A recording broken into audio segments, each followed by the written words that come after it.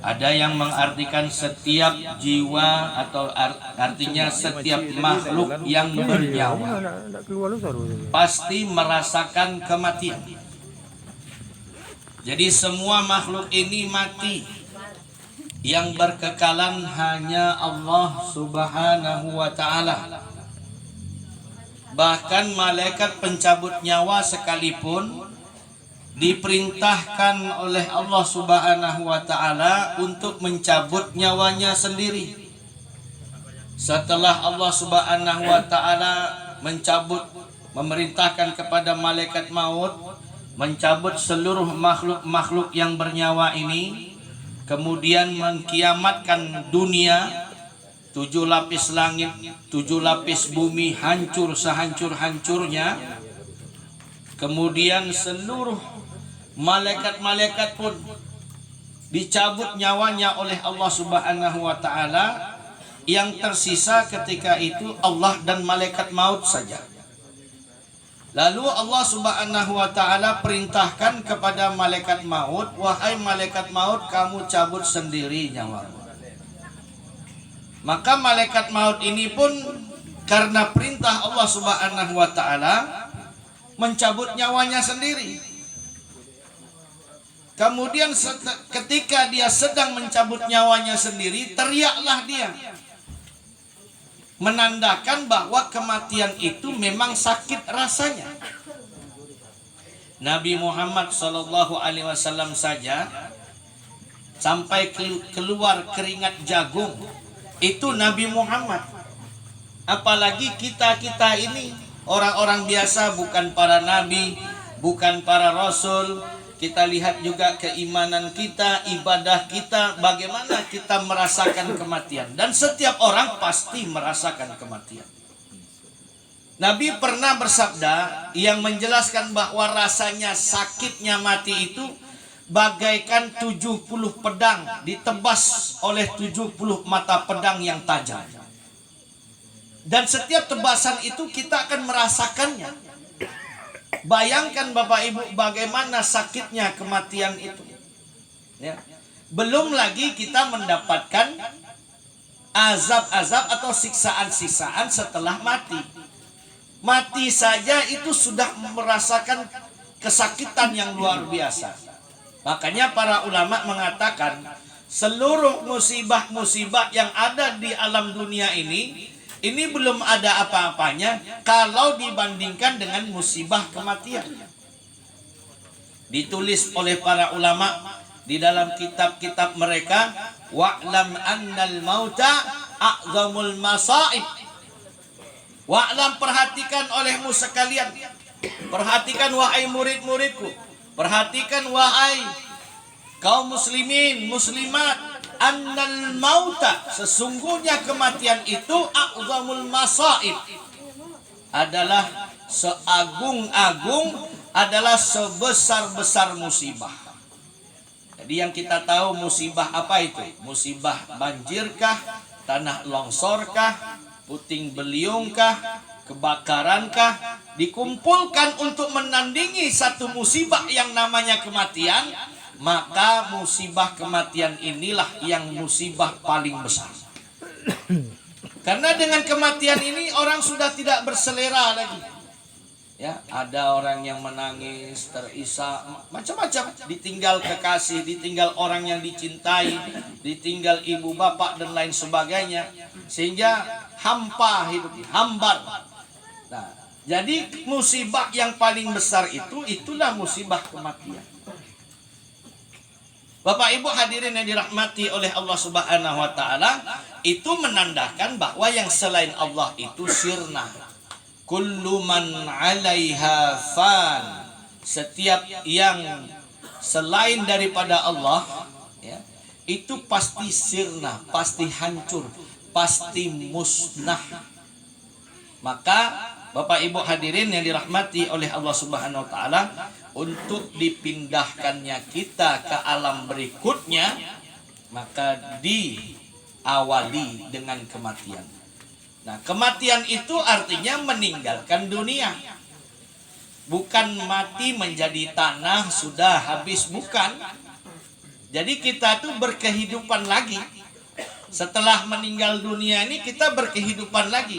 Di mana kehidupan kita? Di alam barzakh. Sebenarnya kita ini kan sudah berkehidupan di 3 alam sebenarnya. Pertama alam ruh. Di alam ruh itu kita sudah dikumpulkan, seluruh ruh dikumpulkan di alam ruh. Alastu birabbikum, kata Allah, bukankah aku ini Tuhan kalian?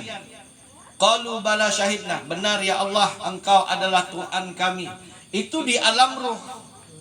Makanya kalau ruh itu belum dipadukan dengan jasad, hukumnya mukmin semua, mukminah semua.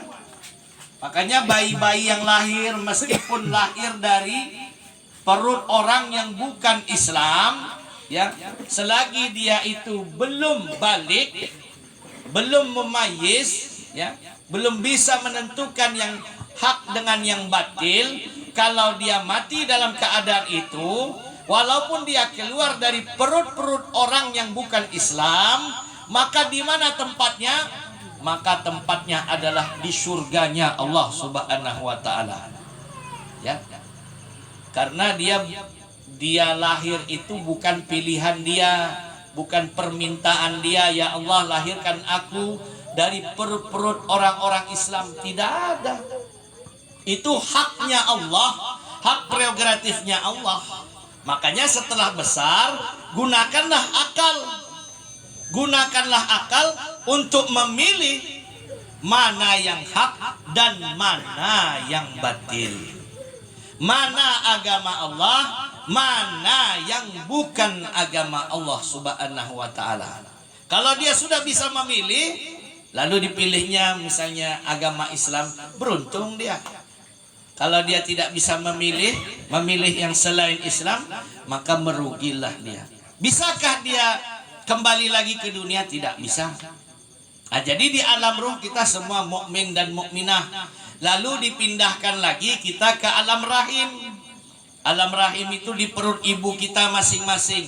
Ada yang 9 bulan 10 hari, ada yang kurang dari itu 8 bulan, ada yang kurang dari itu 6 bulan.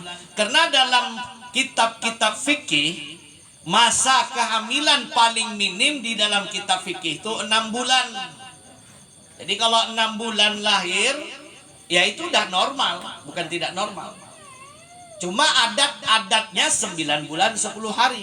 Masa maksimal hamil itu bukan 9 bulan 10 hari, tapi masa kehamilan yang ada dalam kitab fikih itu 2 tahun. Macam Imam Syafi'i. Imam Syafi'i itu dalam perut ibunya itu 2 tahun. Imam Syafi'i dalam perut ibunya 2 tahun. Makanya Imam Syafi'i keluar dari perut ibunya itu sudah hafal beberapa Al-Quran, beberapa ayat Al-Quran, beberapa surat Al-Quran. Kok bisa? Karena ibunya itu hafizah, seorang wanita yang hafal Quran, sering mengulang-ulang Quran, sehingga anak itu mendengar. Apakah anak yang ada di dalam janin itu tidak mendengar? Dia mendengar. Makanya kita sebagai ibu, sibukkanlah membaca Al-Quran, ya, mendengarkan Al-Quran, agar bayi yang ada di dalam kandungan itu dia kenal dan terbiasa dengan lantunan-lantunan Al-Quran, bahkan bisa menghafal dari pendengaran-pendengaran itu. Bapak Ibu hadirin yang dirahmati oleh Allah Subhanahu wa taala, setelah dari alam rahim, maka kita digiring lagi, dipindahkan kemana? Alam dunia inilah kita sekarang. Di alam dunia ini, kata Nabi, umur manusia nih, atau umur umat Nabi Muhammad ini antara 60-70 tahun. Itu adatnya, adat kebiasaannya, antara 60-70 tahun. Cuma ada yang kurang dari itu, ada yang lebih dari itu. Yang lebih dari 100 tahun sudah jarang-jarang. Artinya kita hidup di dunia ini berbatas. Ada akhirnya. Itulah kematian. Kita akan dipindahkan lagi ke alam selanjutnya yang disebut dengan alam barzakh. Alam barzakh itu bahasa Arab. Bahasa kitanya adalah perbatasan antara alam dunia dengan alam akhirat. Jadi perbatasan antara alam dunia dengan alam akhirat itu disebut dengan barzakh. Itulah yang kita kenal dengan alam kubur. Alam kubur itu berapa lama? Dalam suatu riwayat 40.000 tahun dalam kubur. Makanya Bapak Ibu hadirin yang dirahmati oleh Allah Subhanahu wa taala, kalau kita itu mukmin dan mukminah, rajin beribadah, tidak meninggalkan sholat 5 waktu, mengerjakan puasa Ramadan, kalau ada kelebihan harta kita berzakat, kalau ada juga bekal untuk berangkat haji dan umroh kita berangkat, akhlak kita perbaiki, imaniyat, ibadat, muamalat, muasyarat dan akhlak kita semuanya baik. Kalau mati dalam keadaan husnul khotimah, maka kita akan mudah menjawab pertanyaan-pertanyaan di dalam kubur. Marabbuka, madinuka, man hadzal rajul. Marabbuka, siapa Tuhanmu? Madinuka, apa agamamu? Man hadzal rajul, diperlihatkan gambar Rasulullah sallallahu alaihi wasallam. Pak Ustadz, dulu kan tidak ada foto, bukan itu maksudnya, diperlihatkan tampilan Nabi Muhammad sallallahu alaihi wasallam, taswir dalam bahasa Arabnya. Kamu kenal enggak dengan orang ini? Nah, begitu dalam kubur. Kamu kenal enggak? Kalau orang itu semasa hidup bertentangan dengan kehidupan Nabi Muhammad sallallahu alaihi wasallam, bagaimana mungkin bisa menjawab? Makanya hidupkan sunnah baginda Nabi Muhammad sallallahu alaihi wasallam. Di masa transisi, di masa dekat detik-detiknya kita berangkat ke alam selanjutnya, di alam barzakh nanti, maka sempurnakan sunnah Nabi. Tiru kehidupan Nabi. Kehidupan Nabi itu kan ada 3, ada sirah, perjalanan hidup Nabi Muhammad sallallahu alaihi wasallam. Bagaimana cara makannya Nabi, tiru. Cara tidurnya Nabi, cara jalannya Nabi, itu namanya sirah, perjalanan kehidupan Nabi Muhammad sallallahu alaihi wasallam. Ada lagi namanya surah, sad, waw, ra dan tamarbuto. Surah artinya gambaran Nabi. Gambaran Nabi itu apa? Mulai dari pucuk rambut sampai ujung kaki. Ditiru-tirulah Nabi. Nabi pakai sorban, Nabi pakai peci, Nabi pakai jenggot, pokoknya ditiru-tiru bagaimana kehidupan bentuk baginda Nabi Muhammad sallallahu alaihi wasallam. Ada lagi yang ketiga, sunnah sarirah, bagaimana fikir dan risaunya baginda Nabi Muhammad sallallahu alaihi wasallam, bagaimana seluruh umat manusia ini terselamat dari azabnya Allah, masuk ke dalam surganya Allah Subhanahu wa taala. Maka sunnah-sunnah yang kita sebutkan ini, belajarlah kita untuk menghidupkannya. Inilah masa kita di dunia ini. Bapak Ibu hadirin yang dirahmati oleh Allah Subhanahu wa taala, jadi kita di dalam kubur tuh matikah? Tidak. Kita tuh beraktivitas. Orang mukmin dan mukminah setelah bisa menjawab pertanyaan-pertanyaan kubur, ditidurkan, diistirahatkan. Ya, berapa lama istirahatnya Pak Ustadz? 40.000 tahun. Cuma dia istirahat 40.000 tahun itu istirahat bagaikan istirahatnya pengantin baru atau malam pengantin baru. Karena kalau pengantin baru, kalau saya dah lupa, Pak Haji masih ingat? Mana Pak Haji? Masih Pak. Masih. Nah, kalau lupa ulang lagi. Ya. Kalau saya agak-agak lupa lah. Pak RW gimana Pak RW? Bapak Ibu hadirin yang dirahmati oleh Allah, jadi malam bagi pengantin baru itu malam tuh singkat. Walaupun berjam-jam, ya kan? Udah azan subuh, ya kan? Sudah azan subuh. Rupanya malam pengantin baru, ndak ada pengantin baru itu yang tidur nyenyak. Ya. Begadang dia. Kalau tidak percaya coba ulang lagi. Siap. Amin. Bapak Ibu hadirin yang dirahmati oleh Allah. Yang kedua, orang kafir. Orang kafir, orang fajir, orang fasik, orang munafik, ya. Yang orang yang meninggalkan sholat 5 waktu, orang yang tidak puasa Ramadan, orang yang tidak zakat, orang yang ada bekal tidak haji dan umroh, orang yang tidak mau sedekah, ya. Pokoknya orang jahat lah, buat maksiat, dosa, berzina dan lain sebagainya. Kalau mati belum bertobat kepada Allah Subhanahu wa taala, maka bagaimana dia di dalam kubur? Jangankan di dalam kubur, mau mati pun sudah diazab. Mau mati pun sudah diazab. Sakit kematian itu kan azab itu. Kemudian nanti di dalam kuburnya lagi. Jadi orang kita ini semua, kita ini kan ada 2 unsur nih. Unsur jasadiah dengan ruhaniyah. Jadi jasad ini badan kita. Ruh tuh, ruhaniyah tuh ruh kita. Kenapa kita bisa menggerakkan tangan ini? Karena ada ruh. Bila ruh itu sudah keluar dari jasad, dia tidak bisa lagi bergerak, tidak hidup dia lagi. Jadi untuk menghidupkan baik manusia, kemudian kambingkah itu, atau ayamkah itu, atau onta, atau sapikah, itu jasad dan ruhnya itu berpadu, ada di situ. Bila mana terpisah, maka dia jadi bangkai, dia tidak bisa bergerak.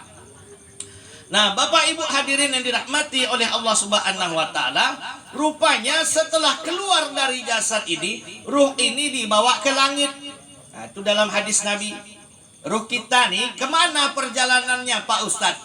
Ruh kita nih setelah dicabut oleh malaikat maut, itu kemana?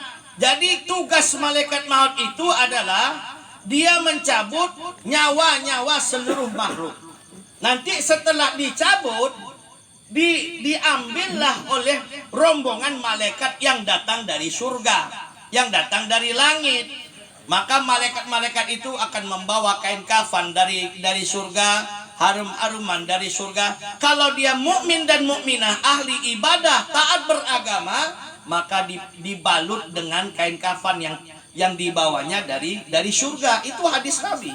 Kemudian dikasih parfum yang harum-haruman itu dari surga, dibawa naik ke langit. Di langit pertama kan ditutup tuh. Ketika Nabi Muhammad Isra dan Mi'raj saja kan minta dibukakan oleh malaikat Jibril. Terjadilah dialog sampai dibukakan langit pertama. Begitu juga mayat ini atau ruh ini dibawa ke langit. Sampai langit pertama diminta dibukakan, terjadi pembicaraan, ini mayat siapa, ini ruh siapa, kok wangi sekali. Makanya kalau bapak-bapak, ibu-ibu lewat di kuburan ada wangi-wangian, itu mayatnya orang-orang soleh. Makanya jangan lari. Ya, mayatnya orang-orang soleh. Kalau mayatnya orang-orang jahat, itu bau. Coba nanti Bapak Ibu kunjungi ke Turki sana, ke kuburannya Atatürk itu. Nah, Kamal Atatürk itu. Ya, Pak D. Jokowi sudah sampai ke sana. Bapak Ibu hadirin yang dirahmati oleh Allah, mengeluarkan bau-bauan. Mengeluarkan bau-bauan itu pertanda bahwa ahli kubur itu orang-orang yang tidak diridhoi oleh Allah Subhanahu wa taala. Nah, Bapak Ibu hadirin, jadi diangkatlah ruh itu sampai ke langit 7. Sampai di hadapan Allah, Allah ridho, Allah ampuni dia. Lalu masukkan lagi, kata Allah, dimasukkan lagi. Kalau saya baca dalam hadis itu, rupanya ruh yang keluar tadi dimasukkan ke dalam jasad. Jasad yang mana itu? Yang pasti bukan jasad yang kita pakai di dunia. Dimasukkan lagi ke dalam jasad itu, lalu didudukkan. Makanya setelah kita menguburkan mayat, jangan langsung pulang. Setelah kita menguburkan mayat, kita itu dianjurkan untuk mentalkin mayat di kubur. Bagaimana mentalkin? Kalau dalam bahasa Arab ya Arab. Kalau dalam bahasa kitanya, wahai fulan bin fulan, atau wahai fulanah binti fulan. Ya, Nanti akan datang dua malaikat kepada kamu, malaikat Munkar dan Nakir. Dia akan bertanya kepada kamu, "Marabbuka?" Maka jawablah, "Rabbi Allah." "Madinuka?" Maka jawablah, "Dinullahul Islam." Kalau dia jawab, "Man hadza rajul nabiyuna Muhammadun sallallahu alaihi wasallam." Ini mengingatkan lagi, apakah ahli kubur itu mendengar? Ahli kubur itu mendengar. Kita datang ziarah, ucapkan salam. Nabi yang ajarkan, kalau kamu masuk kubur, ucapkan salam. Kalau Nabi yang mengajarkan itu berarti ahli kubur itu mendengar. Hanya saja kita tidak tahu. Ya. Makanya Bapak Ibu hadirin yang dirahmati oleh Allah, kenapa kaum muslimin datang ke kuburan baca Yasin? Apakah didengar? Didengar. Nah, itu juga salah satu bukti bahwa sampainya pahala orang yang hidup kepada orang yang mati. Ya. Itu salah satu bukti. Banyak bukti-bukti yang lain. Nabi Muhammad pernah menguburkan saudara susuannya. Jadi setelah hijrah ke Madinah, orang yang pertama kali meninggal setelah hijrah itu saudara susuan Nabi Muhammad sallallahu alaihi wasallam. Namanya Sayyidina Utsman bin Maz'un, anak daripada Halimatus Sa'diyah, saudara susuan Nabi Muhammad sallallahu alaihi wasallam. Sudah masuk Islam, beriman kepada Allah, beriman kepada baginda Nabi Muhammad sallallahu alaihi wasallam. Dan orang yang pertama kali meninggal setelah Nabi hijrah itulah Utsman bin Maz'un. Maka Nabi menguburkan saudara susuannya ini. Setelah dikuburkan, Nabi ambil dua pelepah kurma. Satu ditancapkan sebelah kanan, satu ditancapkan sebelah kiri. Maka sahabat tanya, "Ada apa ini wahai Rasulullah?" Maka Rasulullah menjawab, "Pelepah kurma ini masih segar. Mudah-mudahan zikirnya ini jatuh ke bawah, menyebabkan ahli kubur ini diringankan azab kuburnya." Jadi itu juga satu tanda atau satu bukti bahwa seluruh makhluk ini berzikir kepada Allah. Ya, ulat-ulat, ada ulat di zaman Nabi Musa itu diabadikan zikirnya di dalam Al-Quran. Ketika Nabi Musa diperintahkan untuk berdakwah kepada Fir'aun, suruh tinggalkan istrinya, maka Allah Subhanahu wa ta'ala perintahkan kepada Nabi Musa, "Hai Musa, tokokkan tongkatmu ke batu itu. Idrib bi asakal hajar." Tokokkan tongkatmu ke batu. Ditokok tongkat, pecah. Di pecahan itu ada bongkahan batu lagi. Suruh tokok lagi, pecah, ada bongkahan batu lagi. Suruh tokok lagi, pecah, ada bongkahan batu lagi. Rupanya di lapisan batu yang ketiga, Nabi Musa melihat ulat sedang makan daun segar. Lalu Allah perintahkan kepada Nabi Musa, "Hai Musa, kau dekatkan telingamu ke ulat itu." Didekatkanlah telinga Nabi Musa ke ulat itu. Rupanya ulat itu sedang membaca tasbih, dan bacaan tasbih itu diabadikan dalam Al-Quran. "Subhana man yarani, subhana man yarani." Maha suci zat yang melihat aku, yang tidak pernah melupakan aku, dan yang menghantar rezeki kepada aku dalam 3 lapis batu ini. Makanya kita, kalau paham kita dalam agama, kita ini tidak akan pusing masalah rezeki. Karena rezeki tidak akan kemana. Ya, seperti ulat tadi, di dalam 3 lapis batu, Allah sendiri yang menghantarkan rezeki untuk makhluknya. Bapak Ibu hadirin yang dirahmati oleh Allah Subhanahu wa ta'ala, ya. Jadi itulah satu bukti bahwasanya sampainya pahala orang yang hidup kepada orang yang mati. Kalau pelepah kurma saja bisa sampai zikirnya kepada ahli kubur, yang menyebabkan ahli kubur diringankan azab kuburnya, apatah lagi kita sebagai hamba Allah Subhanahu wa ta'ala, mengirimkan tasbih, tahlil, tahmid, bacaan Yasin, itu sampai semua. Makanya orang-orang Indonesia, ya bukan pelepah kurma yang ditancapkannya. Sebagai kias, maka orang-orang Indonesia itu menaburkan bunga. Selagi bunga itu masih segar, warnanya masih bagus, maka dia berzikir. Mudah-mudahan zikirnya jatuh ke ahli kubur, menyebabkan ahli kubur itu diringankan azab kuburnya. Jamaah Oh jamaah. Alhamdulillah. Bapak Ibu hadirin yang dirahmati oleh Allah, kalau kita ziarah kubur, jangan dihabis dipangkas rumput-rumput itu atau bunga itu dicopot, karena rumput bunga yang ada di atas kuburan itu dia berzikir. Makanya kita lihat kenapa nih di atas kuburan ada bunga, di atas kuburan nih ada rumput. Rupanya rumput bunga yang ada di atasnya itu berzikir, mudah-mudahan jatuh ke bawah dan menyebabkan ahli kubur itu diringankan azab kuburnya. Makanya di kampung-kampung kalau orang menguburkan mayat itu berdekatan dengan surau, berdekatan dengan masjid, berdekatan dengan musola. Kenapa? Karena surau, masjid, musola itu sering membacakan atau melantunkan ayat-ayat suci Al-Quran. Bila mana suaranya itu sampai ke kubur, maka sampai pula lah kepada ahli kubur. Seperti kalau kita tuh melempar batu ke sungai, maka riaknya akan sampai ke pinggir. Begitu juga dengan kita ini membaca Yasin di kuburan, itu semua ahli kubur akan mendapatkan manfaatnya.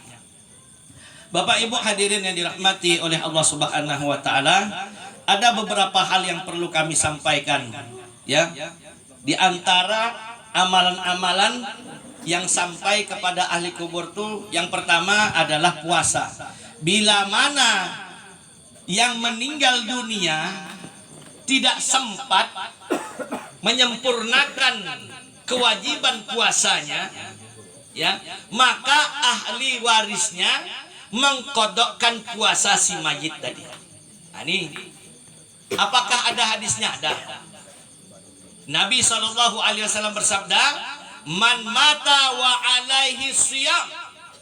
Man mata, barang siapa yang mati, alaihi siyam wa alaihi siyam, dia masih ada tanggungan puasanya, shoma anhu waliyuhu, maka yang wajib mengkodokkan puasa si mayit tadi adalah ahli warisnya.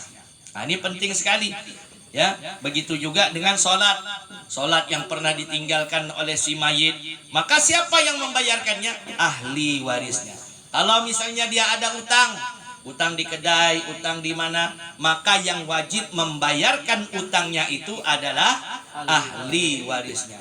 Bila mana ahli waris itu tak sanggup untuk mengkodok sholatnya yang tertinggal, sholat si mayit yang tertinggal, mengkodok puasa mayit yang tertinggal, bolehkah dia menyuruh orang lain? Boleh, asalkan mendapatkan izin dari ahli waris, ya, seperti temannya atau seperti Pak Ustadz, biarlah saya yang mengkodokkan puasanya, biarlah saya yang mengkodokkan sholatnya. Apakah sampai bila mana dia mendapatkan izin daripada ahli waris. Kemudian ahli waris ini pun bersedekah kepada orang yang tadi itu, maka pahala sedekah itu pun sampai kepada si mayit dalam kubur. Kemudian Bapak Ibu hadirin yang dirahmati oleh Allah Subhanahu wa taala, amalan apa lagi yang sampai kepada ahli kubur? Haji. Bila mana orang yang mati itu belum haji, belum umroh, maka ahli warisnya yang mampu, maka boleh menghajikan orang tua yang belum haji. Boleh mengumrohkan orang tua yang sudah meninggal dunia yang belum umroh. Orang yang membadalkan haji tentunya orang yang sudah berhaji. Orang yang membadalkan umroh tentunya orang yang sudah melaksanakan umroh. Bolehkah? Boleh. Sampaikah? Sampai. Sahkah? Sah. Ya. Kemudian Bapak Ibu hadirin yang dirahmati oleh Allah Subhanahu wa taala, amalan yang ketiga yang sampai kepada mayit, sedekah. Makanya banyak datang ke masjid, ya, kasih infak. Ini sedekah atas nama almarhum bapak saya, almarhumah ibu saya. Sedekah itulah yang luar biasa. Ada yang datang ke pondok kami bawa Al-Quran, bawa sembako, ya, bahkan bawa duit. Sedekah atas nama meninggal dunia sampai. Karena Nabi Muhammad SAW pernah ditanya seorang sahabat. Kata sahabat tuh, wahai Rasulullah, ibuku meninggal dunia, tapi aku tidak berada di tempat. Setelah aku datang, ibuku sudah dikubur. Apa amalan yang bisa bermanfaat untuk ibuku yang di dalam kubur? Kata Nabi, sedekah. Wahai Rasulullah, saksikan, engkau kuangkat sebagai saksi bahwa aku bersedekah, kebunku yang sedang berbuah ini aku sedekahkan atas nama ibuku yang sudah meninggal dunia. Nah, itu ya. Jadi sedekah itu luar biasa. Jadi kalau misalnya pun kita seandainya nih, yang tidak ada 2 kali hidup kita ini, tidak ada, udah berangkat ke akhirat, sudah nggak bisa lagi ke dunia. Namun seandainya kita dihidupkan lagi ke dunia untuk membetulkan amalan soleh hanya beberapa detik saja, maka amalan yang akan kita kerjakan bukan sholat, bukan zakat, bukan puasa, bukan haji dan umroh, tapi sedekah. Makanya orang yang suka bersedekah, pastilah dia akan menuai, dia akan melihat pahala-pahala sedekah itu di dalam kuburnya. Namun orang-orang yang tidak suka bersedekah, ya, pemikirannya kalau sedekah nih uang saya nanti habis, berkurang dan lain sebagainya, inilah yang dikatakan kuburnya akan menyempit, sesempit-sempitnya. Bapak Ibu hadirin yang dirahmati oleh Allah Subhanahu wa taala, lalu amalan apa lagi yang sampai kepada si mati? Membayarkan hutang. Kalau misalnya si mayit tadi masih ada tanggungan hutang, maka bayarkan itu. Karena orang yang mati syahid sekalipun, dia tidak akan bisa masuk ke dalam surga kalau dia masih punya hutang. Makanya bapak-bapak, ibu-ibu yang punya hutang, dicatat hutangnya. Ya, seluruhnya. Jangan ada yang tertinggal. Karena kalau misalnya utang-utang itu belum dibayarkan, kita tidak akan bisa masuk ke dalam surga, meskipun kita nih orang yang mati syahid di jalan Allah, atau meskipun kita nih ahli ibadah sekalipun. Maka bayar hutang itu. Kalau tidak mampu, maka ahli warisnya yang membayarkan hutang itu. Kemudian Bapak Ibu hadirin yang dirahmati oleh Allah Subhanahu wa taala, amalan apa lagi yang bermanfaat bagi orang mati? Istighfar. Maka banyak-banyaklah istighfar. Ahli waris, ya, itu banyak-banyak istighfar, memohonkan ampunan kepada Allah Subhanahu wa taala untuk orang-orang yang kita kasihi yang sudah meninggal dunia, ya. Boleh undang orang istighfar banyak-banyak, kemudian salawat yang pahalanya itu kita hadiahkan kepada si mayit di dalam kuburnya. Kemudian Bapak Ibu yang terakhir adalah membaca Al-Quran. Makanya kenapa kita takziah membaca Yasin? Yasin itu hatinya Al-Quran. Yasin itu hatinya Al-Quran, ya. Bapak Ibu hadirin, ada satu surat yang ada di dalam Taurat, itulah surat Yasin. Surat Yasin itu adalah satu surat yang ada di dalam Al-Quran, yang ada di dalam kitab Injil dan Taurat. Cuma namanya beda di sana. Nah, itu yang menjelaskannya itu baginda Nabi Muhammad SAW. Bapak Ibu hadirin yang dirahmati oleh Allah Subhanahu wa taala, maka sering-seringlah membaca Al-Qur'an. Hadiahkanlah pahala-pahala bacaan Al-Qur'an itu. Bila mana sibuk nak bisa kita membaca Al-Qur'an, pergi ke pondok-pondok tahfiz Al-Qur'an, ya. Macam kami itu banyak datang ke pondok kami, datang ini hadiah, ini sedekah, tolong bacakan Al-Qur'an untuk ibunda kami almarhum, bapak kami almarhumah ibunda kami. Maka dibacakan oleh santri-santri. Sampaikah pahalanya? Sampai.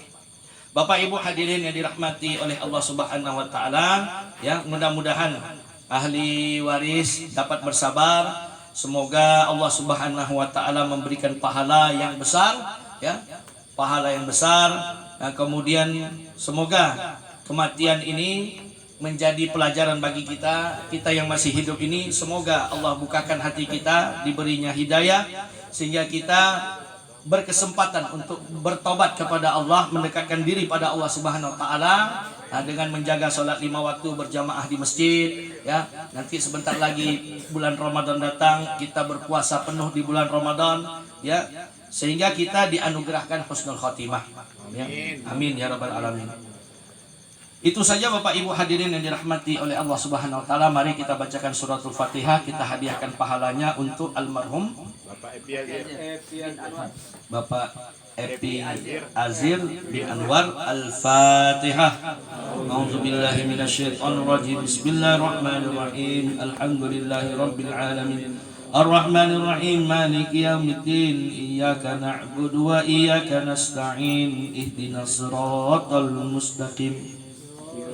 صراط الذين أنعمت عليهم غير المغضوب عليهم ولا الضالين آمين. أعوذ بالله